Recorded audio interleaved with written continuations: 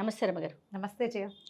రమగారు, సాధారణంగా ఏదైనా బాధలో ఉన్నా, కష్టాల్లో ఉన్నా ఎదుటివారు ఒక సలహా చెప్తారు. మర్చిపో, కొంచెం లైట్ తీసుకో, నిదానంగా ఉండు, 2 రోజులు పోతే అదే తగ్గిపోతుంది అని చెప్తారు.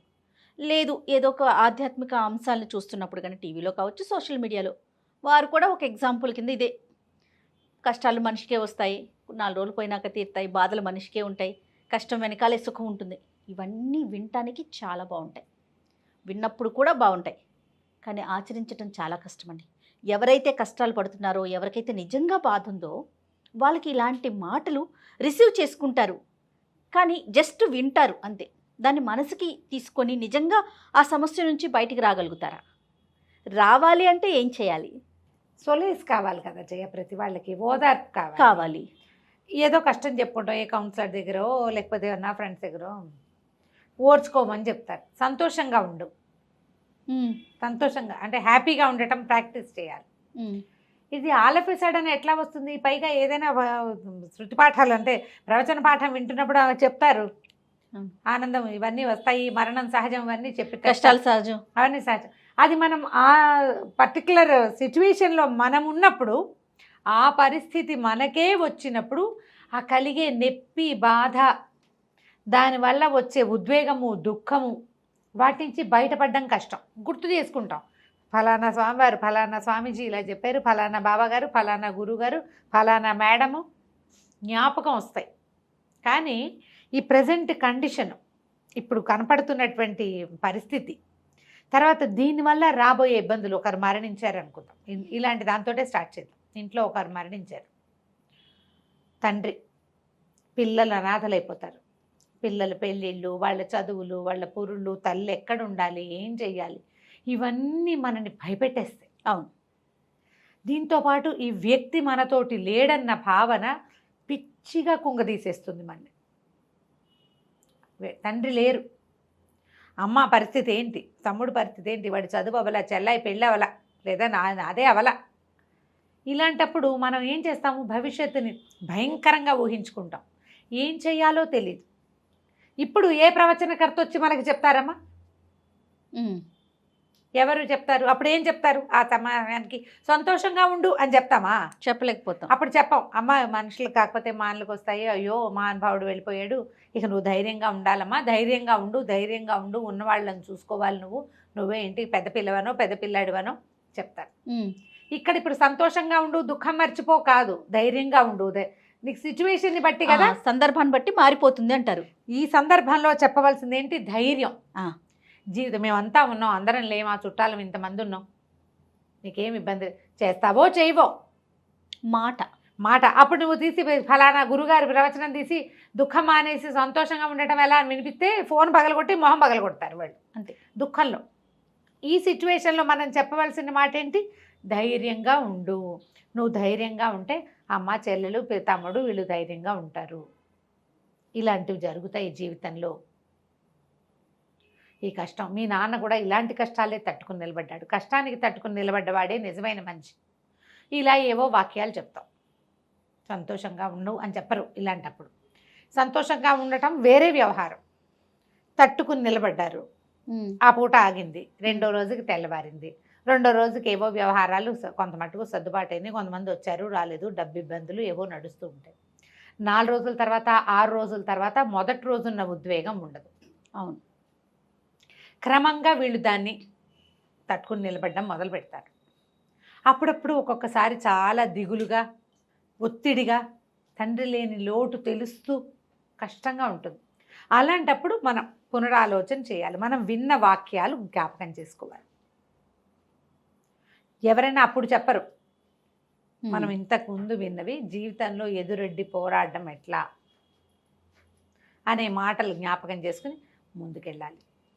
ఇప్పుడు ఇది పెద్ద సిచ్యువేషన్. చిన్న చిన్నవి మనకు రోజువారీ వస్తాయి. ఎక్కడి నుంచో వెళ్తున్నావు, చేతిలో డబ్బులు పడిపోయినాయి, ఏడ్చినా రావు, కాసేపు ఏడ్చి జరగాల్సింది ఏదో చూడాలి. సంతోషించు అంటే ఎట్లా? పోతే పోయింది, సంతోషించు అంటే ఎక్కడైనా పడిపోయాం, కాలు విరిగింది, ఫోన్ లేరా నాయన, తలకు తగలేదు, ఫోన్ లేదు, ఇప్పుడు ఎక్కడెక్కడో తగిలింది అనుకో, నయం నెవరికని తగిలితే ప్రాణం పోను, కంటికి తగిలితే ప్రాణం పోను అనుకుంటామా? అవునవును. అప్పుడు ఏం చేస్తాం? మన సిచ్యువేషన్లో ఉన్న ఈ ఈ ఏమనాలి, ఏ జరగకూడని ఒక వ్యవహారం ఆగితే దాని గురించి ఆలోచించి ధైర్యంగా ఉండాలి. భార్య భర్త కొట్లాడుకుంటారు, నయం ఇది ఇంతకు ముందే అవ్వలేదు, నయం ఇంకాస్త ముందే తెలిసింది, అలా సర్దుకుంటే మనకి ధైర్యం వస్తుంది. ఇప్పుడు ఏ సిచ్యువేషన్లో మనం సంతోషించి హ్యాపీగా ఉండేట్టు ఉంటామో చెప్పు. కొట్లాడుకున్నప్పుడు మనకు కొట్లాటే వస్తుంది, అంతే. ఒక కాసేపు ఏడుస్తాం, రాత్రి పడుకున్నాక ఆలోచించుకోవాలి అసలు ఎందుకు వచ్చింది, దీని నుంచి ఎలా బయటపడాలి, ఎలా బయటపడాలి, దీంట్లో నా తప్పెంత, నేను ఏదైనా ప్రొవోక్ చేశానా, నేను సరిగా చేశానా, అసలు నేను నా పాట ఎంతవరకు కరెక్ట్. మీరు ఆలోచిస్తే ఎదురుగుండా వాడిని అనడం మానేస్తే సంతోషంగా ఉండటం ఎలాగో మీకు తెలుస్తుంది. ఈ మొత్తానికి అండర్ కరెంట్ ఏంటంటే ధైర్యంగా సంతోషంగా హ్యాపీగా ఉండడం. అది వీటన్నిటినీ పెద్ద పెద్ద పువ్వుల్ని కట్టే ఒక సన్న దారం. మనం పువ్వులు దండ కడతామా, గుచ్చుతాం, ఒక 2 రోజులు వదిలేసామనుకో ఏమిటో కొన్ని పసుపచ్చగా ఆకుపచ్చగా బాగానే ఉంటాయి, కొన్ని మాడు మొహాలు పడతాయి, అంటే అది ఆల్రెడీ వాడిన పువ్వు. మొత్తం పూలదండంతా ఒకేసారి ఎప్పుడు వాడదు. అవును, కొన్ని పువ్వులే నల్లబడతాయి, మిగిలింది కొంత తాజాగా ఉంటుంది. అప్పుడు ఈ వాడిన పువ్వుని తీసేసామనుకో దండంతా మనకు తాజాగా కనపడుతుంది. ఆలోచించండి, ఇదే దీనికి కావాల్సింది. మన మనసులో ఉన్న ముళ్ళుని తీసి పక్కన పెట్టాలి. ఆ ముళ్ళుకి ఆ మురికికి మనమే కారణమా అనేది ఆలోచించుకోవాలి. ప్రతిసారి ఆలోచించాలి మాట్లాడాలి అని చెప్తే ఒళ్ళు మండిపోతుంది జనాలకి. ఏదో ఒకటి ఒక ఏమనాలంటే మరి జాదు తెలుసు లాంటిది ఒకటి కావాలి గారు. ఇప్పుడు ఇద్దరి మధ్య సమస్య ఉన్నప్పుడు ఆలోచించుకోవాల్సిందే కదా, అంతేగాని ఇద్దరు చెరొక 2 కర్రలు తీసుకొని కొట్టుకొని చచ్చిపోండి అని చెప్పలేం కదా. చెప్పలేంగా, అసలు చెప్పకూడదు. ప్రతిసారి నువ్వు ఆలోచించుకో, అదే మనం కరెక్ట్ చేసుకోవటమే. ఇప్పుడు నేనున్నాను, నాకు కూడా గొడవలు రాకుండా ఉంటాయి జయ. ఏదో ఒక సందర్భం ఎవరితోటి మాట్లాడేసి ఆలోచించు, సరే వాళ్ళు కూరుకుందాం అనుకుంటే సంతోషం ఆటోమేటిక్గా వచ్చేసిందిగా. గొడవ లేదు, అప్పుడు మిగిలింది ఏమిటి, సంతోషమే కదా. సరే, వీటికి ట్రై చేయాలి. ఓకే, నిజంగానే బాధ ఉంది, ఏదో ఒక సమస్య జరిగింది, చనిపోవటమే కాదు, ఏదో ఫ్యామిలీ ఇష్యూ ఉంది, ఒక బాధ ఉంది, దానిలోంచి ఎలా బయటపడాలి. కొంతమంది ఎలా ఉంటారంటే దాన్నే తలుచుకొని అక్కడితో ఆగిపోతారు. అది కెరీర్ పరంగా కావచ్చు, వాళ్ళ లైఫ్కి సంబంధించి కావచ్చు, ఇంకా స్టెప్ ముందుకు వెళ్ళలేకపోతారు, జరిగిన దాన్ని తలుచుకుంటూ ఉంటారు. అలాంటి వాళ్ళు ఎలా బయటపడాలంటారు? దీనికి 2 మంచి మంచి పాతకాలపు ఉపాయాలు ఉన్నాయి జయ. ప్లేస్ మార్చడం. Okay, super. ప్లేస్ మారిపోవాలి. మారితే పరిసరాలు మారేసరికి ఇప్పుడు ప్రేమలు, లవ్ ఫెయిల్యూర్స్, జాబ్లో ఫెయిల్యూర్, కుదరటల్లా అక్కడ ఇంకో చోటకు మరో 10,000 తక్కువైతే అయింది, అక్కడ అవమానంగా ఉంది. నువ్వు నీ అవమానమా ఇంకోట అనేది ఆలోచించు. నీకు ఏది ఇంపార్టెంట్. నువ్వు చాలా కష్టపడుతున్నావు అక్కడ, నువ్వు ఎంత పని చేసినా నీకు మెప్పు రావట్లా, మెప్పు రాకపోతే పీడా పోయేది అని అక్కడే ఉంటావా 10,000 ఎక్కువ ఉందని. నీకేది ఇంపార్టెంట్, మన ఇంపార్టెన్స్ని బట్టి ఆధారపడి ఉంటుంది. ఎప్పుడు క్వశ్చన్ చేసే ప్రశ్నల్లో ఒక ప్రధానమైన ప్రశ్న ఉంటుంది జయ, ప్రతి వాళ్ళకి ఉండాలి. ఇది ఇప్పటిదాకా ఎప్పుడు ఈ విషయం ఇంత ఖచ్చితంగా చెప్పలేను నేను. ప్రయారిటీ, నీకేది ఇంపార్టెంట్, నాకు ఏది ఇంపార్టెంట్. ఏ వ్యక్తికైతే ఇబ్బంది ఉంటుందో వారికి వారు మనం ఎవరికి వారు అనుకోవాలి. అంతే, నా తప్పుందా కాదు, అసలు నాకేం కావాలి, వాట్ ఈజ్ మై ప్రయారిటీ అనేది ఆలోచించండి. మీరు అవమానపడినా మంచి జీతము మంచి పొజిషను అని ఆలోచించి అక్కడే ఉంటావా, 10,000 తక్కువైనా పర్వాలేదు, ఈ ప్రెషర్ ఈ గోల్ లేకుండా ఉండాలి అనేది ఆలోచిస్తావా? అదేంట్రా తక్కువ జీతంలోకి ఎందుకు మారావు అని ఎవరైతే అక్కడ తలకాయ నొప్పిగా ఉందని బిందాస్గా చెప్పగలవా లేదా? నువ్వు రెండిట్లో ఒకదానికి సిద్ధపడాలి. నువ్వు ప్రయారిటీ ఏది అనేది తేల్చుకోవాలి. రెండింటి మీద కాళ్ళు వేస్తే వర్కౌట్ కాదు, అంతే కదండి. నువ్వు బాధపడుతూ ఉంటావు, దిగులుగా ఉంటావు, అక్కడ ప్రెషర్ ఉంటుంది, నువ్వు సరిగ్గా పని చేయలేవు, మళ్ళీ నీకు జీతం కావాలి, నీకు జీతము కావాలి. ఇలా చేయొద్దు, ఒకదాన్ని వదిలేయమంటారు. వదిలేయండి. మీరు ప్రయారిటీ ఏమిటి అనేది ఆలోచించండి. లవ్ ఫెయిల్యూర్స్, వీటికి ఏం చేయాలంటే ప్లేస్ మారిపోండి. ఉద్యోగం ఒక చోట చేస్తున్నారు, ఆ అమ్మాయిని ఏదో పెళ్లి చేసుకుందాం అనుకున్నారు, లేదా ఆ అమ్మాయి వీడిని చేసుకుందాం అనుకున్న ఒక కుర్రాన్ని, మీ ఇద్దరికీ కుదరలా, ఫ్యామిలీలో కుదరలేదు, మీకే ఏదో కుదరలేదు, రోజు మొహాలు ఎదురు పడుతుంటే మంటగా ఉంటుంది. ఇక మిగిలిన పనులు చేయలేరు, మీరు చేయలేరు. పైగా ఇంకోటి ఉంది జయ, ఫ్రెండ్స్ చుట్టుపక్కల వాళ్ళు వీళ్ళని తరివేస్తూ ఉంటారు. అది ఇది వదిలేసావు కదా అని, లేకపోతే వదిలేసింది నేను వదిలిచ్చేసుకుందాను, వాడు ఎవరితో మాట్లాడుతూ చూసావా అని పిచ్చి వాగుళ్ళు. ఈ వాగుడుతో ఏమంటే ఈ అబ్బాయిలు దాన్ని చంపేసైనా సరే ఏదైనా చేసేయాలనుకుంటారు. మొహాలు కాల్చి అవే కదా జయ యాసిడ్ అవునండి, దాడులు అవి ఇవి. అవునవునవును. ఒకవేళ ఇలా అన్బన్ ప్రేమల్లో ఏర్పడితే, ఇవి ప్రేమలు పెద్ద ప్రేమ అంటాను, అసలు దాన్ని ప్రేమ అనడానికే వీల్లేదు. ఫ్రెండ్షిప్లు ఒక కొత్త టర్న్ తీసుకుంటాయి. ఆ టర్న్లో నువ్వు నుంచుంటావా నుంచోవా, నువ్వు నుంచోవు శుభ్రంగా ప్లేస్ మార్చేయి. ఓకే, ప్లేస్ ఉద్యోగం మార్చటం మారిపో. ఒకటి. ఒక పెద్ద ఉపాయం. ఉమ్, రెండో ఉపాయం ఏంటంటే, ఇప్పుడు వెళ్ళిపోయాం ఎక్కడికో వేరే అయినా సరే వాళ్ళు గుర్తొస్తారు, దిగులు, ఆ బాధ గుర్తొస్తా ఉంటుంది, ఆ పెయిన్.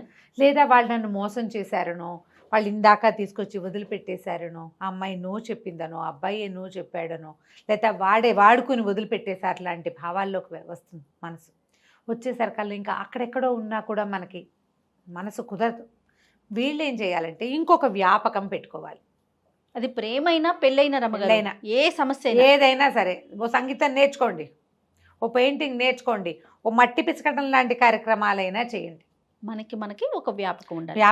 వ్యాపకం ఉండాలి. అది మనకి కొంత సంతోషాన్ని కలిగించే రకపు వ్యాపకం. దీనికి ఏంటంటే శారీరక శ్రమ గనక ఉంటే, శరీరం అలసిపోతే సూపర్ అండి, ఈ పిచ్చి ఆలోచనలు రాకుండా ఉంటాయి, నిద్ర పట్టేస్తాయి, ప్రశాంతంగా నిద్రపడుతుంది.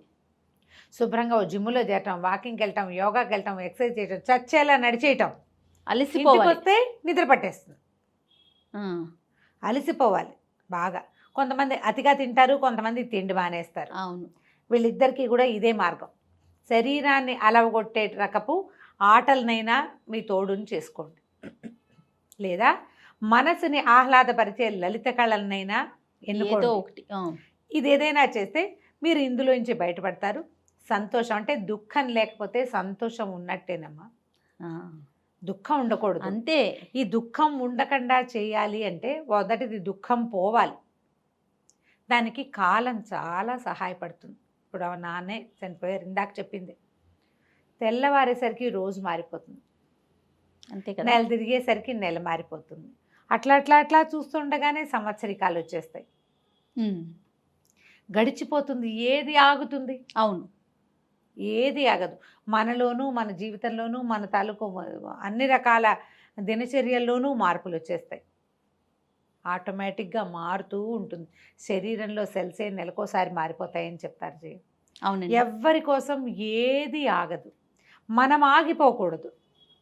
కరెక్ట్ అండి, మనం ఆగద్దు. మీరు ప్రపంచంతో పాటు వెళ్ళండి. ఇప్పుడు మనం పుట్టడంలో మన తాలూకు క్రియ ఏదైనా ఉందా? మనం పెరగటంలో కూడా ఏముండదు. ఏదో కొంత వయసు వచ్చాక అప్పుడు మన ఐడియాలు, మన ఆలోచనలు, ఐడియాలజీ, నా ప్రయారిటీసు అవన్నీ వస్తాయి. అంతకుముందు మనదేముంది? అవును, మన ప్రమేయం లేకుండా పుడతాం, పెరుగుతాం. అలాగే పోనివ్వండి జీవితాన్ని. మనం ఏ పని చేయటానికి, దేనికి ఉపయోగపడడానికి పుట్టామో మనకు తెలియదు. దానికోసం వెతకండి. అప్పుడు అలాంటి ప్రయాణం చేస్తే మనం ఎవరికైనా సహాయపడతాం. వాళ్ళు సంతోషిస్తే అది మనకి సంతోషం అవుతుంది. అంతే. చిన్ని నా బొజ్జకి శ్రీరామ రక్ష అని ఎప్పుడు నేను నా సంగతే చూసుకుంటూ నేనే అనుకుంటే ఈ నేను మీకు అంత సంతోషాన్ని ఇవ్వదు. మనం అనుకునే సంతోషం నేనుకి అంత ఉండదు. రైట్. ఇలా ఆలోచిస్తే మనం దుఃఖాన్ని జయించగలుగుతాం. సూపర్ అండి. కష్టం లేనివాడు ఎవ్వడు లేడమ్మా లోకంలో, ఎవ్వరు లేరు. బుద్ధ భగవానుడి దగ్గరికి ఒక ఆవిడ వచ్చిందట, నా కొడుకు చనిపోయాడు, పిల్లవాడిని బతికించు, నాకు ఒక్కడే కొడుకు, లేక కలిగాడు, భర్త కూడా లేడు, పిల్లాడు లేకపోతే నేను ఎట్లా బతుకుతానంటే పాపం కళేబరాన్ని పుచ్చుకుని తల్లి అట్లా నిలబడిందట. బుద్ధుడు చెప్పాడట, అమ్మ మరణం లేని ఇంట్లో నుంచి గుప్పెడు బియ్యం తీసుకురా, నీ పిల్లాన్ని బతికిస్తానని. ఆమె ఊరంతా తిరిగి వచ్చింది.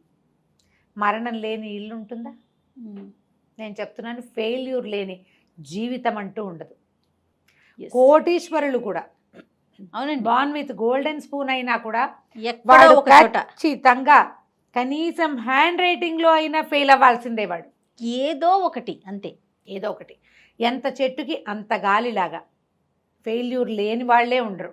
మనం దేంట్లో ఫెయిల్ అయినా మనం బతికే ఉన్నాము అంటే బతికి చూపించాలని అర్థం. ఆ బతకటాన్ని సంతోషంగా స్వీకరించాలి. భగవంతుడు ఇచ్చిన వరం ప్రాణం. దీన్ని తీసేయటం, పారేయటం, అదేదోట ఎప్పుడు ఏడుస్తూ ఉండటం, ఒంటరిగా ఒక్కళ్ళే ఉండేవాళ్ళు లక్షల్లో ఉన్నారు ఇండియాలో. చుట్టుపక్కల వాళ్ళతో స్నేహం చేయండి. ఒకవేళ మీరు ఒంటరి వాళ్ళైతే, నాకు ఎవ్వరు లేరని దుఃఖించద్దు, స్నేహం చేయండి. ఎక్కడికైనా అనాశరణాలయాలకు వెళ్ళండి, ఏదైనా నర్సరీలకు వెళ్ళండి, హాయిగా స్కూళ్ళకి వెళ్ళండి, స్కూల్లో పిల్లలకి ఏదైనా 4 మంచి వాక్యాలు చెప్పడానికి వెళ్తూ ఉండండి. పార్క్కి వెళ్ళండి సాయంత్రం అయ్యేసరికి. ప్రపంచంతో మీ సంబంధాన్ని పెంచుకోండి. మీరు ఎందుకు పుట్టారో మీకు అర్థమవుతుంది ఏదో ఒక పాయింట్లో. నేను ఎందుకు బతుకున్నాను అని తెలుస్తుంది. అవును అవును. ఎందుకు బతుకున్నామో ప్రశ్నించుకోవాలిగా. నేను ఎందుకు బతుకున్నాను రా దేవుడా, ఇంట్లో కూర్చుంటే ఎట్లా? నేను చెప్పిన ఇన్ని ప్రయత్నాలు చేయండి. నేను 4 చెప్పాను. 100 విషయాలు ఉంటాయి మీరు ప్రయత్నిస్తే. కరెక్ట్ రమ్మగారు. మీ పరిధిలో మీరు ఎంత మటుకు వెళ్ళగలరో అంత మటుకు వెళ్ళండి. ఎందుకు పుట్టామో, మనం ఎందుకున్నామో, ఎందుకు హాయిగా బతకాలో చివరి వరకు అది మనకి తెలియజేస్తుంది. ప్రయత్నం చేసి చూడాలి అంతే. తప్పకుండా. నమస్తే. నమస్తే.